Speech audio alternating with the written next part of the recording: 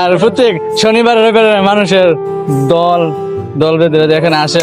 আসসালামু আলাইকুম কাকা, ভালো আছেন? ভালো ইনশাল্লাহ। যে আপনি কি চিলিকোট বাজারে সবসময় জালমুড়ি বেচেন? সবসময় জালমুড়ি বিক্রি করি আমি। মানে দৈনিক কত টাকা বেচতেন? এলো সর্বোচ্চ 400-500 টাকা বিক্রি বেচা কিনা হয় সর্বোচ্চ?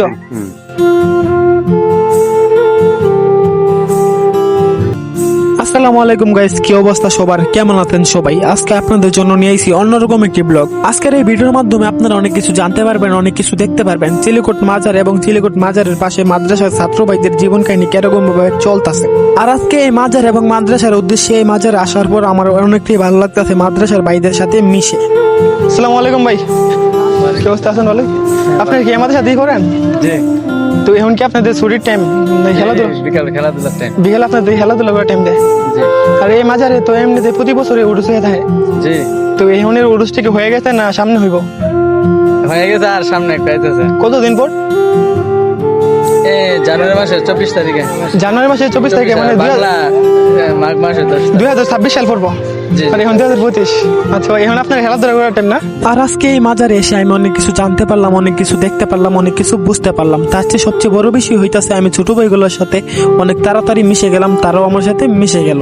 তারপরে একটা দিকে দেখলাম ছোট ভাইরা মিলে, মানে মাদ্রাসার ছোট ভাইগুলো মিলে একটা সাইডে ফুটবল খেলতেছে। তারপরে আমি তাদের সাথে কিছুক্ষণ ফুটবল খেললাম, অনেকটাই ভালো লাগলো তাদের সাথে খেলাধুলা করে।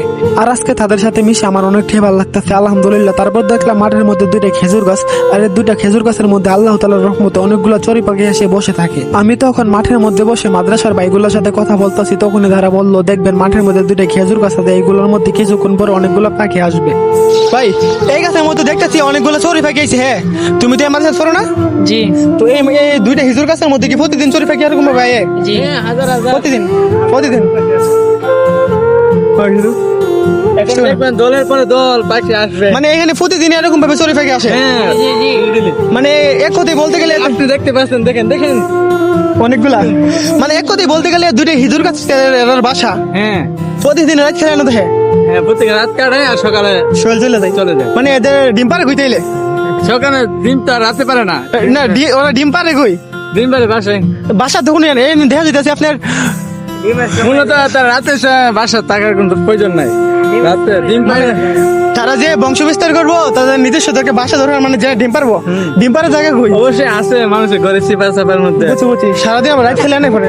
জি জি, রাতে এরা গল্প করার জন্য এখানে আছে। বুঝি বুঝছি, আপনারা পায়রা দিয়ে লাগে তো আমরা দিয়ে অনেকগুলো চড়ি পাখি না। এটা আল্লাহর একটা কেরামত। এইটাই তো আল্লাহর একটা কেরামত।